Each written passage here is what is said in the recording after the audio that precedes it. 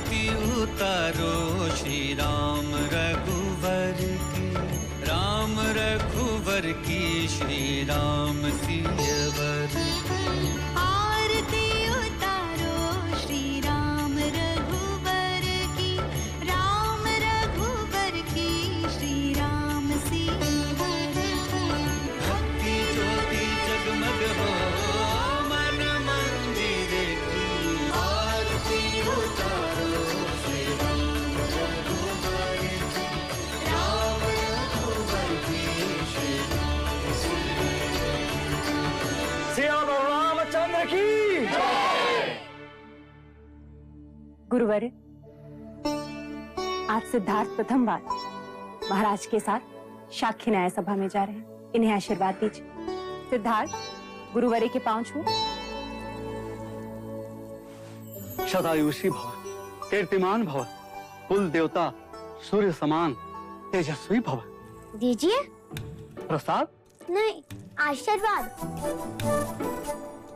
मेरा आशीर्वाद तो सदा आपके साथ है कुमार। कहाँ है आपका आशीर्वाद? मुझे तो नहीं दिख रहा।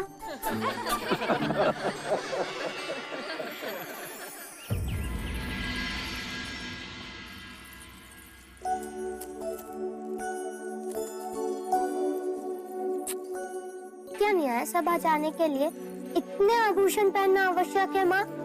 हाँ, क्यों? तभी तो तुम युवराज लगोगे। तो क्या आभूषण ना पहनने से युवराज युवराज नहीं होते? तुम्हारा नाम सिद्धार्थ नहीं, प्रश्न होना चाहिए था। महादेवी, युवराज को काला टीका लगा दे, कहीं इन्हें आप ही की दृष्टि ना लग जाए।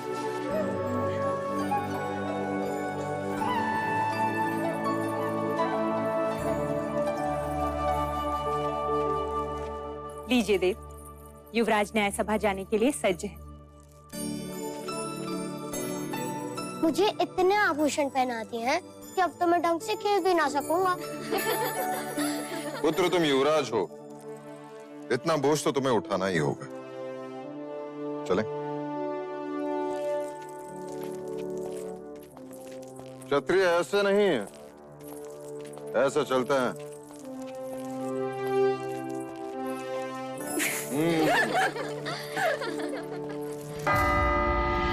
आप सभी का कपिल वस्तु की न्याय सभा में स्वागत है, और स्वागत है हमारे युवराज सिद्धार्थ का और कुमार देवदत्त का भी, जो आज प्रथम बार कपिल वस्तु की न्याय सभा में उपस्थित हुए हैं।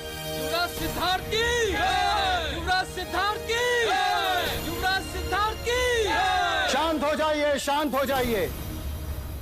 महाराज शुद्धोदन की आज्ञा से अब आज की न्याय सभा आरंभ की जाती है।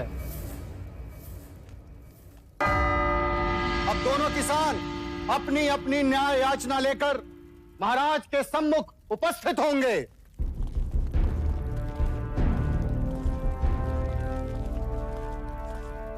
प्रणाम महाराज। क्या याचना है?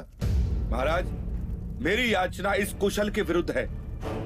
इसने मुझसे पिछले वर्ष अनाज उधार लिया था, ये कहकर कि वो अनाज इस वर्ष मुझे लौटा देगा, मगर महाराज आज तक इसने वो अनाज मुझे लौटाया ही नहीं। कैसे लौटाऊं महाराज? पिछले 2 साल से उपज नष्ट हो रही है, इस साल भी कुछ हाथ नहीं लगा। ये असत्य बोल रहा है महाराज। आप चाहे तो अपनी सिपाही से पूछ सकते हैं। जब सिपाही इसे लेने आया था उस समय भी ये अपने गेहूं को तेल लगाकर उसे बोरियों में भर रहा था।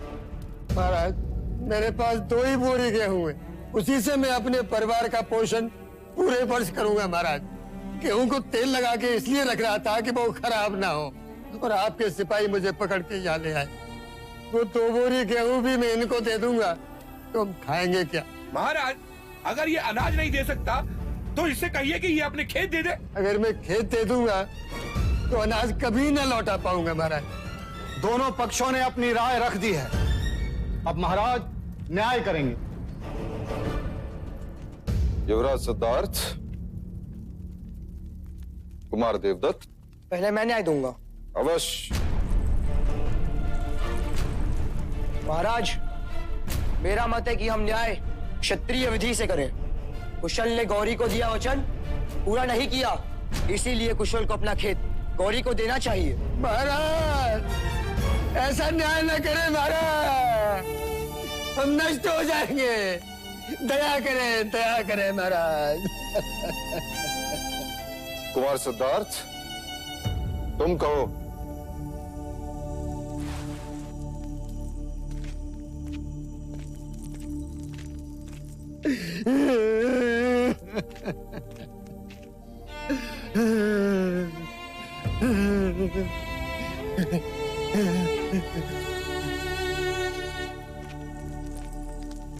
महाराज, यदि कुशल गौरी को गेहूं दे देगा तो अपने परिवार का पेट कैसे पालेगा? खेत दे देगा तो अनाज कहाँ से उगाएगा? और गौरी को उसका अनाज कहाँ से लौटाएगा?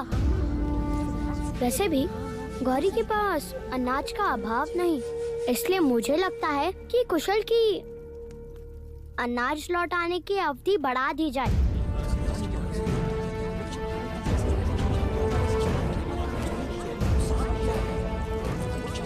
मैं देवदत्त के न्याय से सहमत हूं। यदि व्यापारी अपना वचन पूर्ण नहीं करेगा तो राज्य का व्यापार रुक जाएगा। इसलिए कुशल को, गौरी को कुछ न कुछ तो देना ही होगा।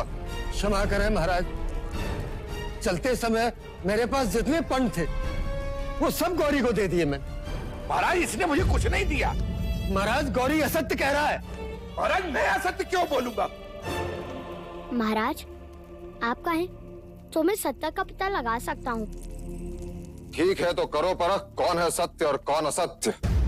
सिक्के दो गौरी।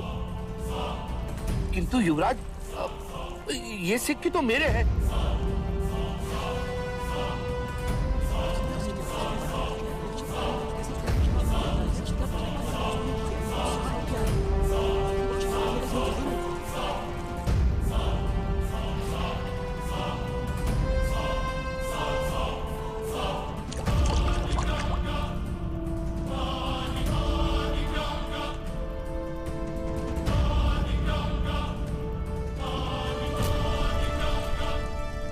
ये सिक्के कुशल के ही हैं।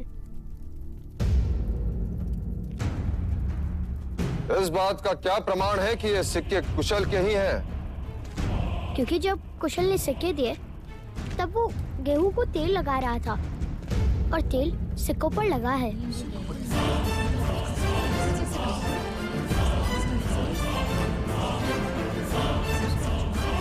जवाब महाराज, जवाब। ये सिक्के कुशल के ही है महाराज, कुशल की। इससे ये प्रमाणित होता है कि कुशल ने गौरी को सिक्के दिए थे और इसके नियत में कोई खोट नहीं।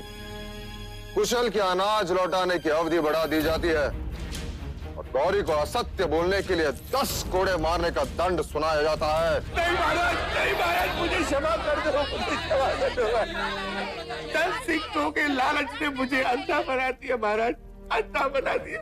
मैं अगर आज के बाद असत्य बोलो तो मेरे अनाज और खेत सब आपके। महाराज, गौरी को क्षमा कर दीजिए। अब से वो कभी असत्य नहीं बोलेगा।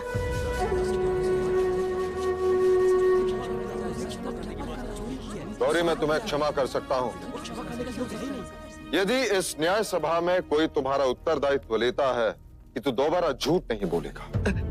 हाँ महाराज।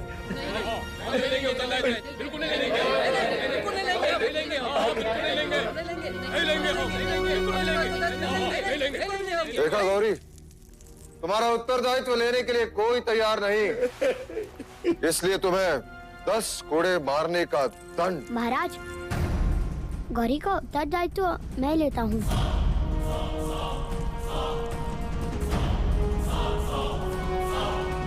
आज से ये कभी असत्य नहीं बोलेगा।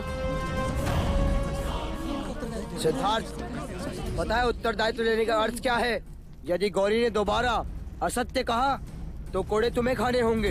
हाँ ज्येष्ठा, पर गौरी तो यातना से बच जाएगा ना?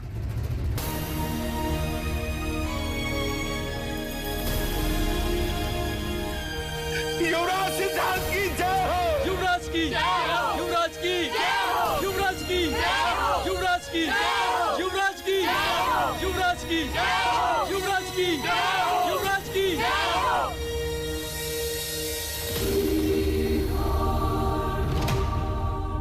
लाख जतन कर ले राजन, तेरा पुत्र सन्यासी ही बने।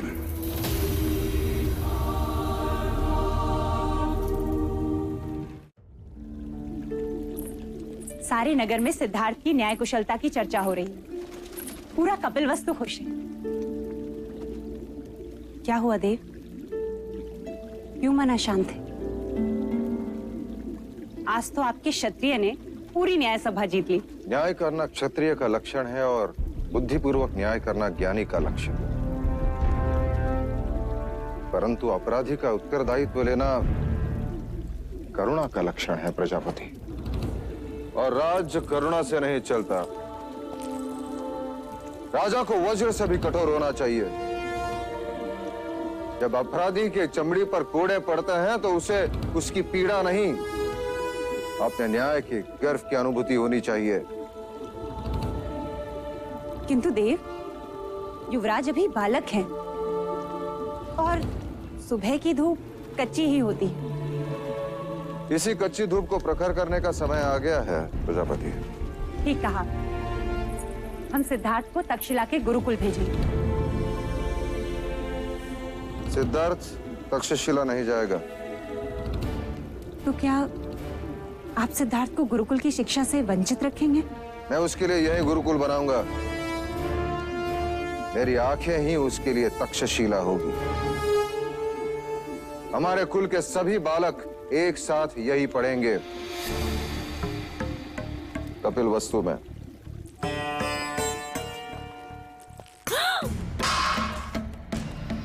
भोजन पर क्रोध नहीं करते देवदत्त। क्यों न करूं?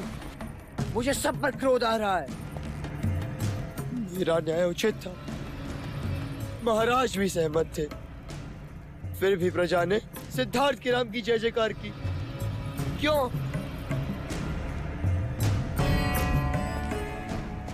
आंसू पोंछो देवदत्त, इस भांति रोते नहीं। अब तुम बड़े हो गए हो। यदि आप महाराज से बड़े होते तो राजगद्दी हमारी होती। देवदत्त, सची तो कह रहा है वो। इस भांति बड़ा होकर भी देवदत्त छोटा नहीं बनता। आप इसके पिता हैं। आपके आंखों में इसके आंसुओं का कोई मूल्य नहीं। क्या चाहते हैं आप? कि देवदत्त भी सिद्धार्थ के पीछे पीछे घूमता रहे जैसे कि आप महाराज के पीछे घूमते हैं? मंगला,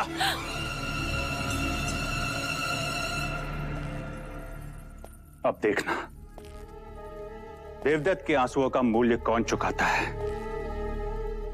महाराज शुद्धोधन अथवा युवराज सिद्धार्थ।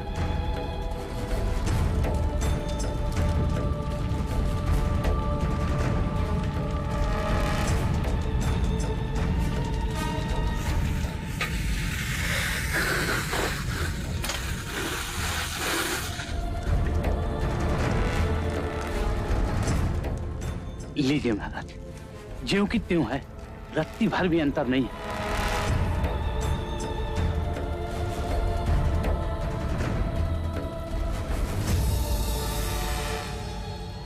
ध्यान रहे, किसी को पता ना चले। महाराज, अगर मुंह बंद करने का कुछ मूल्य मिल जाता तो।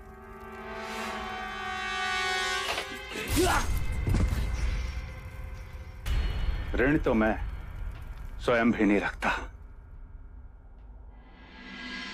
अरे अरे उधर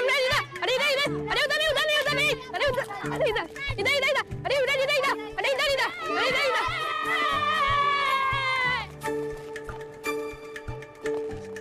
खेलोगे हमारे साथ? नहीं।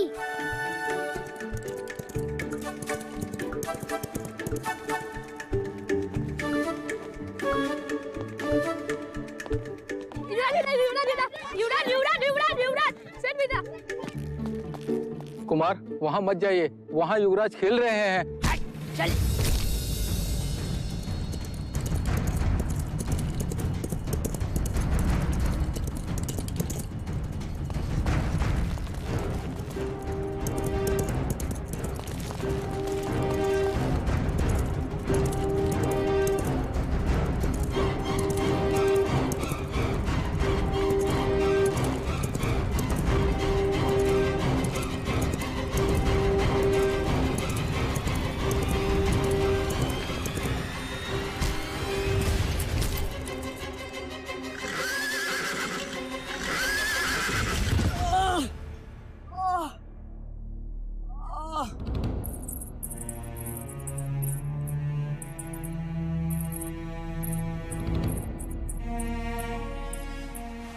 लड़का है महादेवी। क्या नाम है तुम्हारा? चन्ना, चन्ना महादेवी। ये तुम्हारा पुत्र है सूर्य? जी। भीतर आओ। जी नहीं युवराज, मैं यहाँ ठीक हूँ। वो सारथी पुत्र है, वो भीतर नहीं आ सकता। क्यों? वो ओछी जात के हैं, उन्हें छूते नहीं। ओछी जात? ये जात क्या है? जैसे आप युवराज हैं और वो सारथी पुत्र है। तो वो मुझसे भिन्न कैसे? आपका जन्म राजप्रासाद में हुआ है, इसलिए आप युवराज हैं, और वो छोटे घर में रहता है, इसलिए सारथी पुत्र है। इसमें क्या भिन्नता है? घाव होने पर उसे भी तो रक्त आता है। जब आप बड़े हो जाएंगे तो अपने आप समझ जाएंगे। पर मैं तो अभी समझना चाहता हूँ।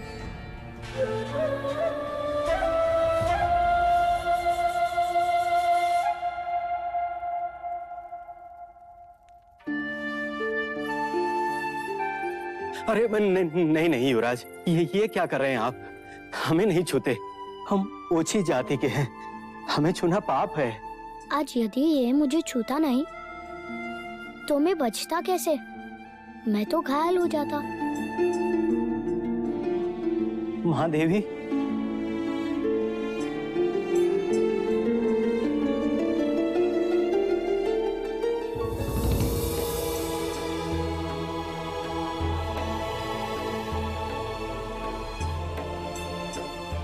देवदत्त कैसा है? उन्हें अधिक चोट आई है, और ये बात तो मुझे अब बता रही है।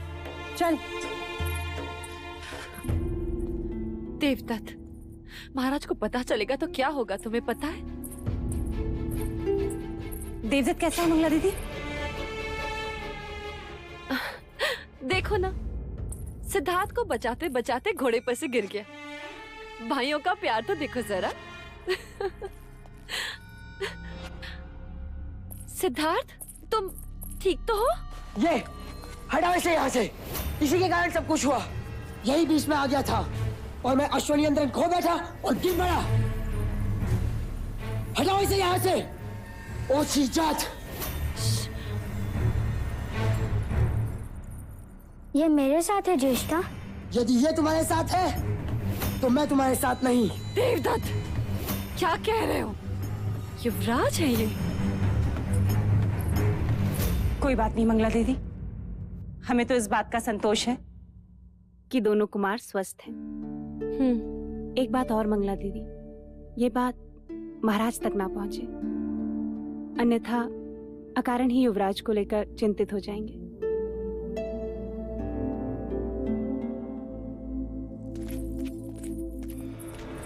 मैं भी तो यही चाहती हूँ कि महाराज को पता ना चले। देवदत्त, अच्छा अवसर चला गया हाथ से, अन्यथा आज तो मेरा आखेट बन ही जाता। आखेट करना है तो धैर्य रखना सीखो, अन्यथा स्वयं ही आखेट बन जाओगे।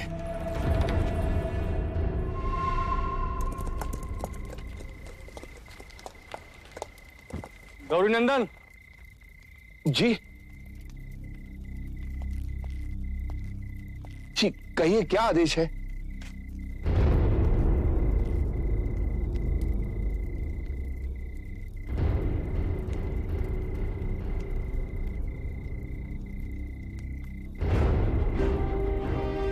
महाराज के आदेश का पालन होना चाहिए।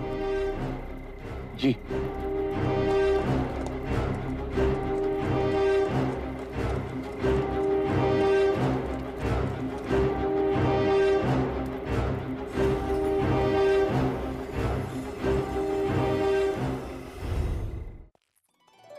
हम सब कहाँ जा रहे हैं यार? हम सब हर वर्ष की भांति वप्र मंगल उत्सव के लिए जा रहे हैं। तो क्या हर वर्ष की भांति अमिता बुआ भी आएगी? हाँ, आएंगी। और यशोधरा? वो भी आएगी। हरि ओम अग्निंजोदम पुरोदधे हव्यवाहमुपब्रवे देवा आशा महाराज, खेतों की उपज फूले फले, इसलिए भगनी और ब्राह्मणों को भूदान दीजिए। परंतु हमारी भगिनी अभी तक देवदास से आई नहीं गुरुवर।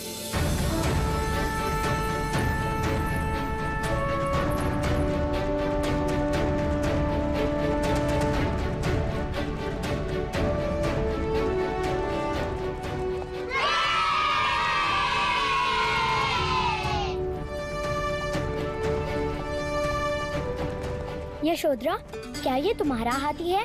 हाँ, कुंज है इसका नाम। क्या ये मेरा मित्र बनेगा? हाँ, बनेगा। वैसे तो वो रथ या पालकी से आती है, इस बार वो हाथी पर कैसे आई? ये हाथी जानबूझकर हमें नीचा दिखाने भेजा है महाराज दंडपानी ने, जिससे ये सिद्ध हो जाए कि वो हमसे अधिक धनी है।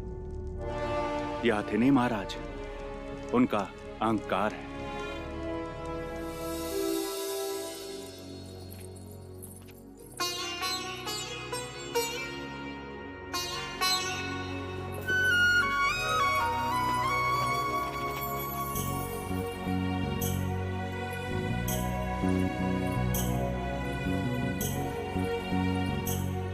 पल्लू से ढक दिया मेरी पुत्री को। इसका अर्थ जानती हो क्या? अब से ये तुम्हारी हुई। तुमसे किसने कहा कि ये पराई है? ये तो पहले से ही हमारी है। क्यों यशोधरा?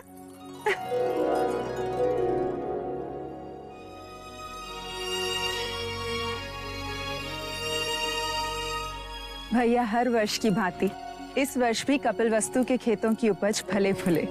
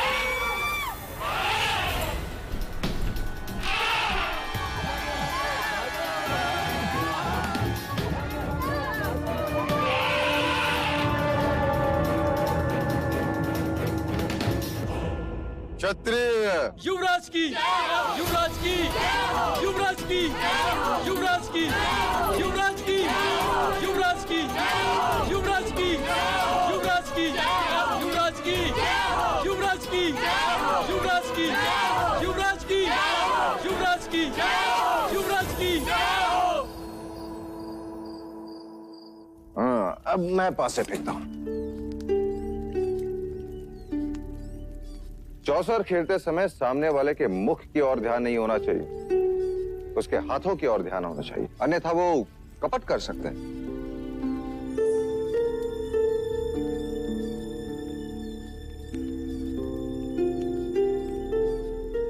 क्या उस हाथी जैसा तुम्हें मेरे सर पर भी कांटा दिखाई दे रहा है? हाँ। निकाल दो। निकाल दो। निकाल।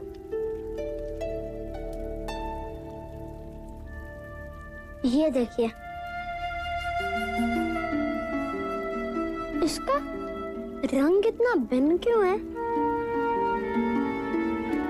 अब क्या उत्तर देंगे, कैसे समझाएंगे कि सफेद बाल वृद्धत्व का संकेत है? फिर वो पूछेगा वृद्धत्व क्या होता है? कुमार, जैसे आपके छोटे पुराने दांत टूटकर नए दांत आ गए, उसी प्रकार बालों का रंग बदलकर वो गिर जाते हैं और उसकी जगह पे नए बाल आ जाते हैं। वैसे ही जैसे पेड़ की पत्तियां अपना रंग बदलती हैं। बिल्कुल वैसे ही। सही समय पे आई। युवराज को नींद आ रही है, ले जाओ।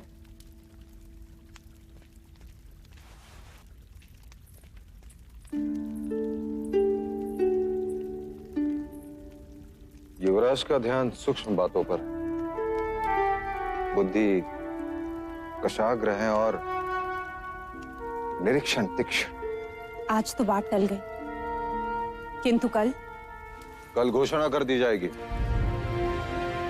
राजप्रसाद में सब सर ढक कराएंगे और स्त्रियां सर पर मेहंदी के पत्तों का लेप लगाएंगे, केश का रंग बदल जाएगा।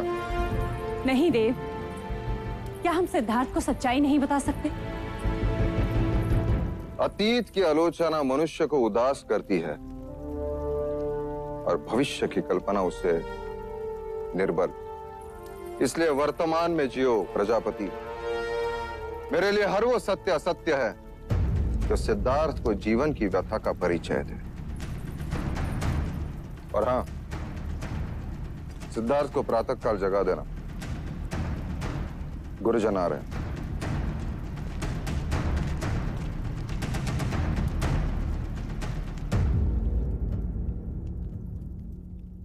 जैसे आपके छोटे पुराने दांत टूटकर नए दांत आ गए, उसी प्रकार बालों का रंग बदलकर वो गिर जाता है।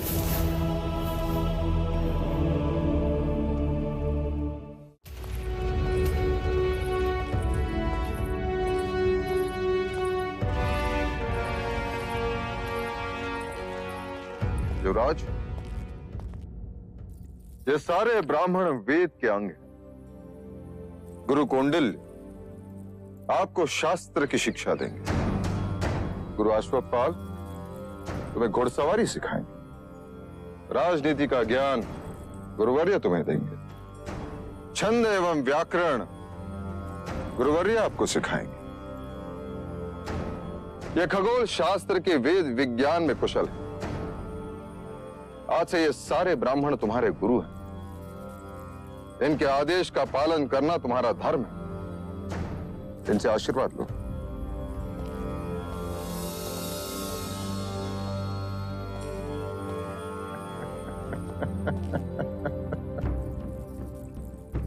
तो तुमने शिक्षा न प्राप्त करने का हक छोड़ ही दिया। अब से तुम सिद्धार्थ के साथ ही पढ़ोगे। जी महाराज। कह रहा था जब युवराज सिद्धार्थ पढ़ाई करने गुरुकुल जा रहे हैं तो मैं अकेला क्या करूंगा।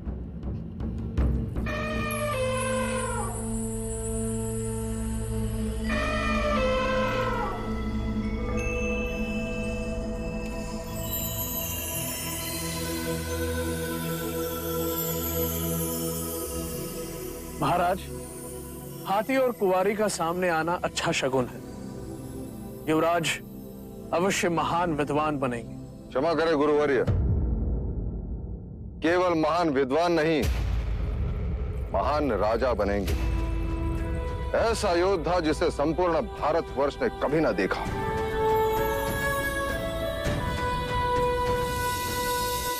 ये क्या है? दीपक। ये दीपक ज्ञान और ध्यान का प्रतीक है। वो कैसे? ज्ञान का प्रतीक इसलिए कि जब यह प्रकाशित होता है तो हम निकटतम जगत को जान लेते हैं, और ध्यान का प्रतीक इसलिए कि जब यह प्रकाशित होता है तब सबका ध्यान उसी की ओर आकर्षित होता है। शिक्षा का प्रारंभ हम ब्रह्मनाद से करेंगे, अर्थात ओम के उच्चारण से करेंगे। जब तक ये दीपक मंगल नहीं हो जाते, सबको उच्चारण करते रहना होगा।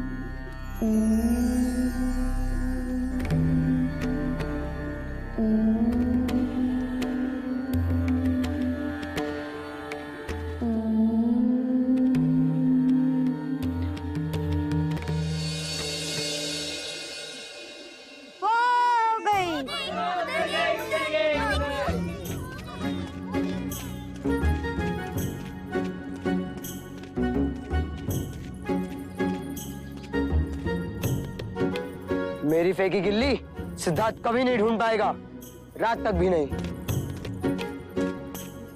गिल्ली मिल गई! गिल्ली मिल गई दोस्तों! लो, तुम तो कहते थे कि सिद्धार्थ तुम्हारी गिल्ली कभी नहीं ढूंढ पाएगा। ढूंढ ली ना उसने गिल्ली। अब तुम अपनी आंखें बंद करो। चलना, अब तुम्हारी बारी।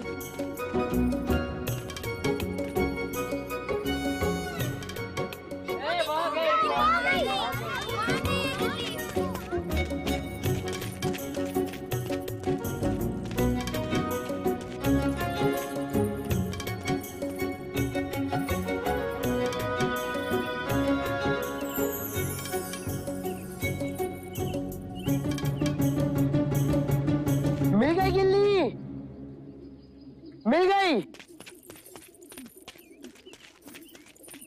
ढूंढ ली मैंने, सिद्धार्थ से भी कम समय में। लेकिन ऐसा कैसे हो सकता है?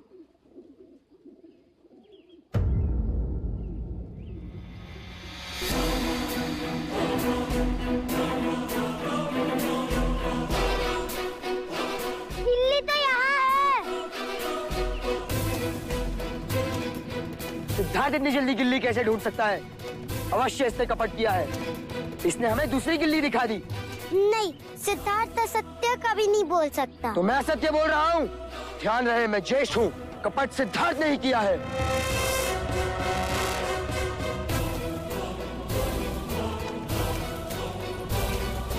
देखा कैसे चला गया?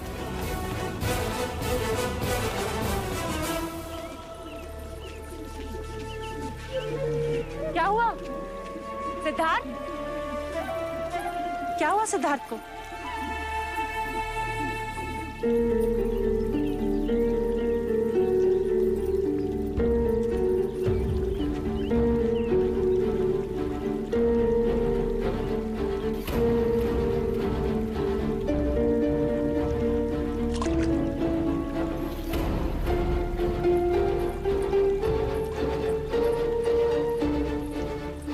सिद्धार्थ, तुमने सत्य कहा, तुमने कपट से खेल जीता।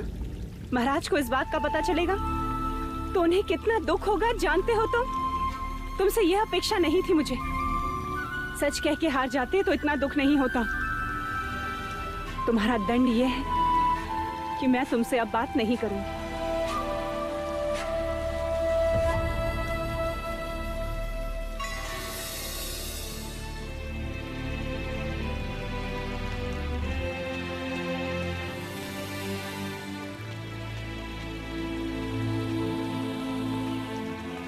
यही है वो गिल्ली जो मैंने फेंकी थी। देखो, इसका कोना टूटा है। रेस्ता की दिखाई हुई गिल्ली दूसरी थी। कपट सिद्धार्थ ने नहीं किया महादेवी।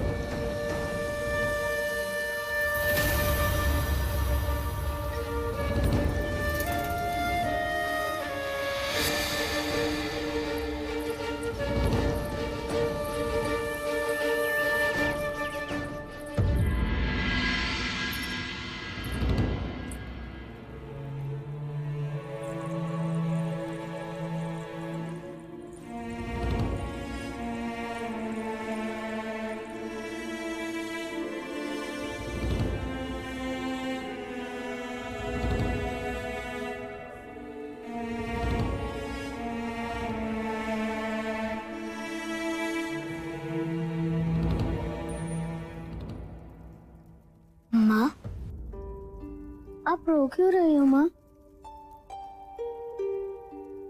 पुत्र, तू सही था तो तूने प्रतिकार क्यों नहीं किया? क्यों नहीं कहा कि असत्य तूने नहीं देवदत्त ने कहा था? माँ, आप ही ने तो कहा था बड़ों का मान रखना। मैं चेष्टा को झूठा कैसे कहता? यदि वो झूठा प्रमाणित होते तो उन्हें दंड मिलता। किंतु दंड तुझे मिला सिद्धार्थ। असत्य का आचरण देवदत्त ने किया। तू सच क्यों नहीं बोला? मैं सच्चा था इसलिए चुप रहा, क्योंकि सत्य स्वयं प्रकाशित होता है, उसे कोई छुपा नहीं सकता। ऐसा मैंने गुरुजी कहते हैं। किंतु व्यवहार में ऐसा नहीं होता पुत्र। स्वयं को बचाना मनुष्य का कर्तव्य है। अर्थात झूठ का आचरण करता। पुत्र, खरे सोने में भी जब मिलावट होती है ना, तभी आभूषण बनता है। अब से याद रखूंगा माँ।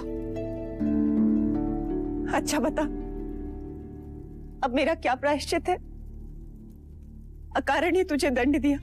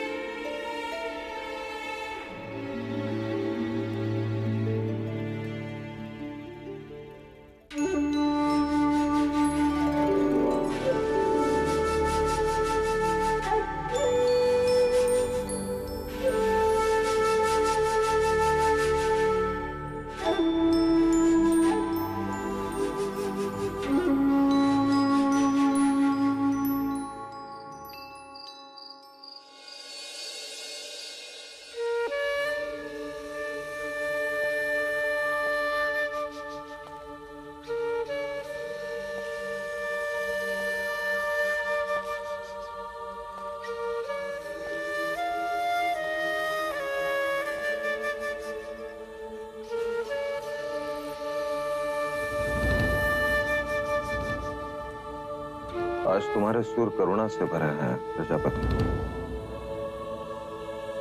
तुम दुखी हो।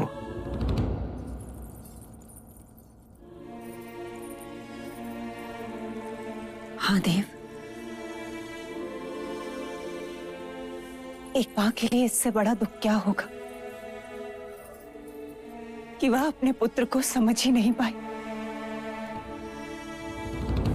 ऐसा लगता है जैसे 8 साल की उम्र में कोई 80 साल का विचारक बन दी। देव,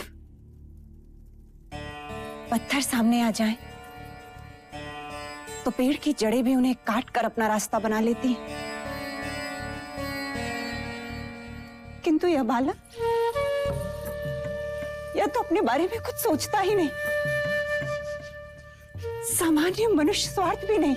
उसे दंड देकर तुम स्वयं को दुखी कर रही हो प्रजापति। उसे लड़ना सिखाइए,